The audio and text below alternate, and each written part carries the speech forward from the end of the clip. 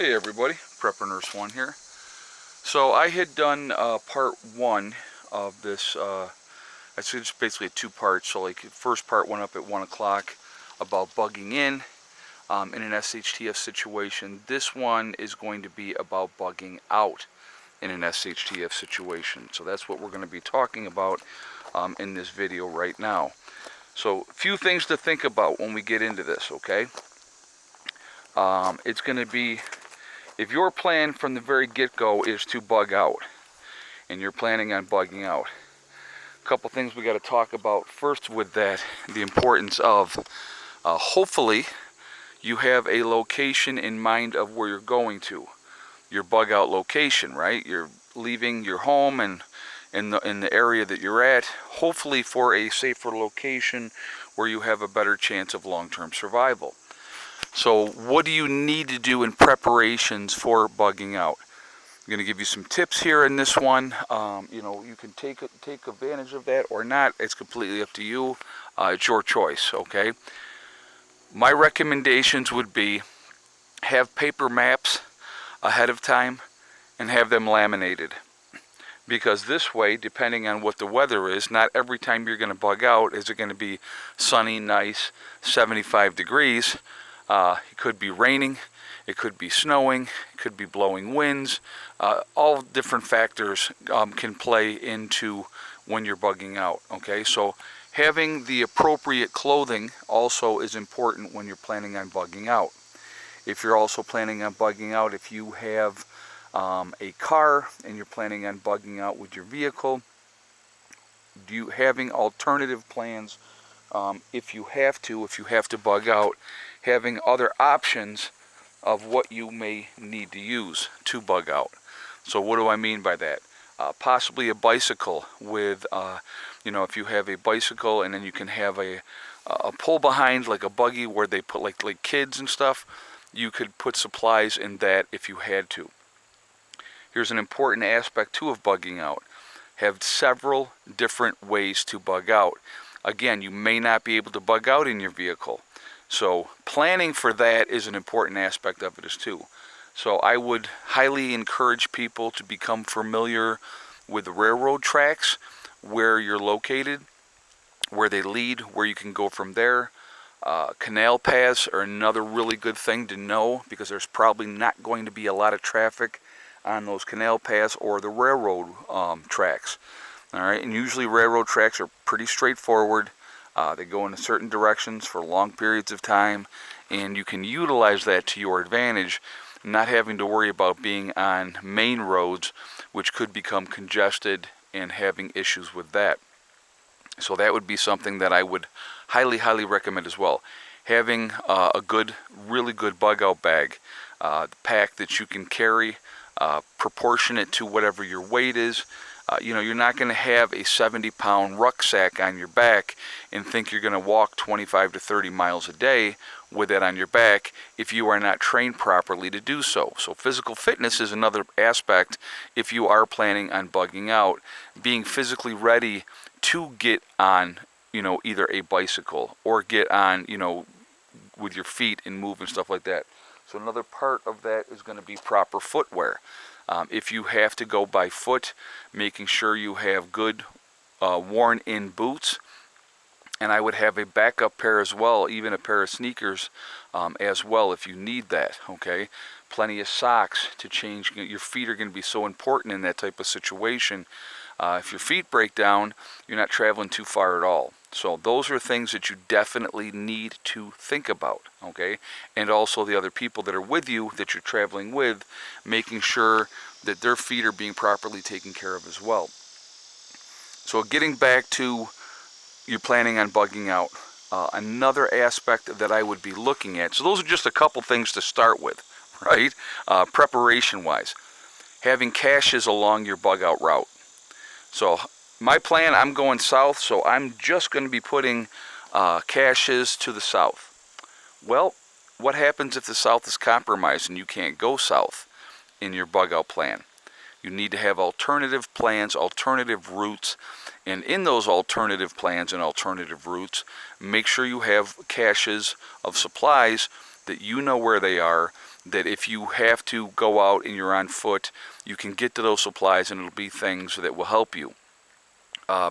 Ammo, food, extra clothing, camping gear, pots and pans, matches, all those type of things. Definitely extra clothing, like long underwear and all those type of things as well. So those are important things to think about. I think a lot of people don't think about those things, but having that cash on your route, that wherever you're going, could be the difference if you make it or not. And the next thing I would recommend is several different routes, again, to your bug out location. So if you're going, I know this is my destination, and if you can go the main highways, if you can get out early enough, obviously you're going to want to do that. But if you realize that everybody and their brother is trying to get out at the same time, knowing alternate back road routes to get to your location is going to make another huge difference if you can make it or not. So here's another aspect that I would definitely make sure that you consider. You're planning on driving, and you know that, yes, we're going to drive, and it's, several hundred miles to get to my destination. You do not want to have to worry about having to stop for gas. So 2 things I would recommend with that. Number 1, when your tank gets to 3/4 of a tank of gas, you fill it back up. That's number 1. Number 2 is I would keep extra gas on hand at all times. Something that you can put in the back of your truck or the back of your car, that you can have, so that you don't have to stop at a gas station to try to figure out. When you make that trip, folks, it's going to be a one-way trip. You're getting one shot to make it to your bug out location. So, at your bug out location, again, have it set up, have it ready as much as you possibly can. So what are you doing at your bug out location? You're definitely not leaving everything like, okay, so here's an example. I have the battery room, right? So I have all my supplies, everything that I've decided to bug out is in my battery room. And I come down the road here, I've made it to my bug out location, and I find that somebody has broken into my battery room and taken everything that I have in there. All right? That's obviously would be a problem. So what you want to try to do is, if you have your bug out location, again, I would have caches at your bug out locations, things that you have buried, things that you are prepared, okay, something goes down, this is what I can do, this is where I'm at. Those are important things to think about, okay? It's just, people just don't think about these type of things. And I know it's a lot to take in, and it's a lot of information to process, but if you are making a plan, you need to have that plan ready to go within a moment's notice. Another aspect of the plan, you have a wife and kids, your kids are in school, your wife is at her job, you're at your job, things go belly up. Have an area where you plan on meeting, okay? You tell the kids, you get here and this is where you wait for us. And then, you scoop them up as you're coming through. You need to have those kind of plans as well. And, hopefully you maybe also have, if you think things are going to go bad, let's say your kids are at school and it hasn't gone off yet. You have some kind of a code word or something that you can text your kids or communicate to them in some way that they know it's time to get out of Dodge. So they just get up and leave, period. It may sound crazy, but you need to have a plan, because when the time to act, your time to get to where you're going to go is going to be very, very narrow. So having, going back to your bug out location, having caches at your bug out location, again, having things that is not going to be in plain sight for everybody to see as far as your supplies. Having things hidden is going to be a real big aspect of it as well. So you need to think about that. You need to plan for that and be ready for that. Okay, so just putting that out there as well. But, being prepared and being ready and saying, oh, we're bugging out. But then having no plan of how you're going to do it, where you're going to go, where you're going to meet, what supplies you're taking with you, having the alternatives, knowing that there is that possibility that you may not be able to take your vehicle and you may have to either go on foot or bicycle. Riding a bicycle, you can get a whole lot more miles in on a day, even if you're old and fat and slow, than you can by walking. And it's not going to be as bad. So you can really eat up some miles. The quicker that you can get away from population centers is going to be a huge thing. I'm going to give you an example of something. I used to do a canal path in Rochester, and I would jump on my bicycle and I would ride on this canal path. Well, once I got past this one town called Spencerport, it was just the canal path, and it went on forever and ever and ever.